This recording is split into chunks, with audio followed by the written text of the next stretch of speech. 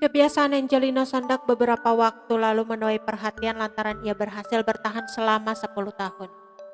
Tak bisa merasakan hidup mewah seperti artis biasanya, Angelina bertahan dengan nasib hidupnya. Artis yang dulu adalah politikus itu mendapatkan pelajaran sangat berharga selama 10 tahun ada di penjara. Keluarga Angelina Sondag juga tak berhenti bersyukur hingga akhirnya kini Angie bisa bebas. Momen yang sempat disorot ketika Angie bebas dari penjara, satu di antaranya adalah kedatangannya ke makam Adjie Massaid. Makam sang suami itu tidak dikunjungi Angelina Sondag selama kurang lebih 10 tahun belakangan. Angie langsung bersimpuh di makam Adjie Massaid. Kepada sang suami, Angie berdoa dan Angie meminta maaf kepada Adjie berulang kali. Hidup Angelina Sondag memang tidaklah mudah. Mantan Putri Indonesia 2005 menjadi janda setelah sang suami, Adjie Massaid, meninggal dunia pada awal tahun 2011.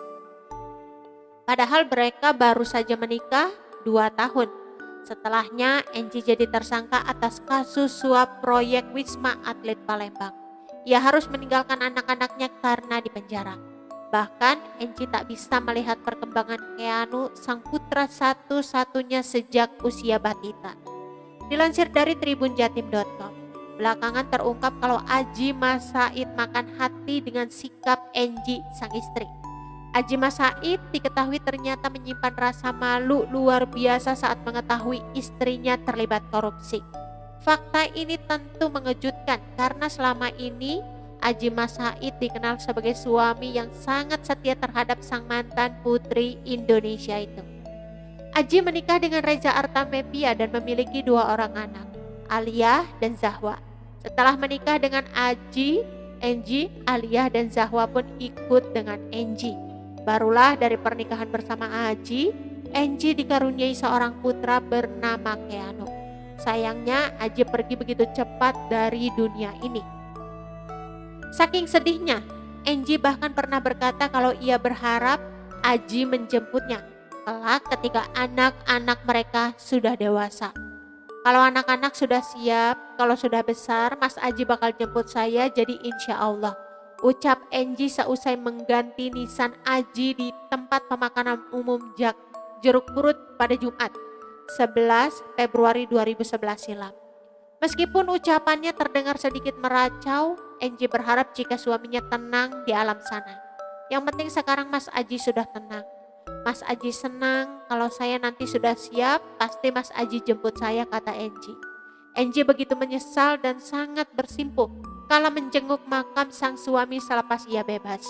Ternyata sebelum wafat, mendiang Adjie malu tak bisa mendidik Angie atau Angelina Sondag. Adjie merasa gagal mendidik Angie sebagai istri karena ia merasa itu menjadi tanggung jawabnya sebagai kepala rumah tangga. Almarhum Adjie takut ada hal-hal seperti yang sekarang ini. Malu sebagai suami tidak bisa mendidik. Lagian perkawinannya dengan Angie juga tergolong baru, ujar Elsa Sharif yang pernah menjadi kuasa hukum Adjie pada 20 Februari 2012 lalu. Adjie pernah menceritakan istrinya pernah membagi-bagikan uang saat masih duduk di Dewan Kehormatan DPR RI.